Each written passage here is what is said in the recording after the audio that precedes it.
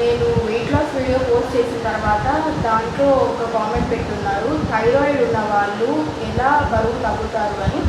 జనరల్గా థైరాయిడ్ సమస్య 2 టైప్స్ ఉంటుంది. థైరాయిడ్ తక్కువ ఉండడం, హార్మోన్ తక్కువ ఉండడాన్ని హైపోథైరాయిడిజం అంటాం, ఎక్కువ ఉండడాన్ని హైపర్ అంటాం. ఈ హైపోథైరాయిడిజం అంటే హార్మోన్ తక్కువ ఉన్న వాళ్ళు బరువు ఎక్కువగా పెరగడం అనేది జరుగుతుంది. ఎందుకు అంటే వీళ్ళకి మెటబాలిజం అనేది స్లోగా ఉంటుంది.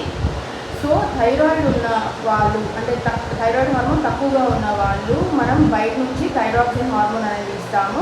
ఒకవేళ కనుక థైరాక్సిన్ హార్మోన్ అనేది నార్మల్ లెవెల్కి వచ్చేసింది ట్రీట్మెంట్ పెట్టిన తర్వాత అంటే వాళ్ళు కూడా నార్మల్ పర్సన్స్తో ఈక్వల్.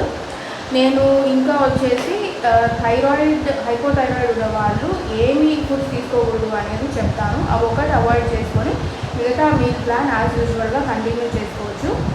సో ఏం అవాయిడ్ చేయాలి అనేది నేను నెక్స్ట్ షార్ట్లో పోస్ట్ చేస్తాను. Thank you.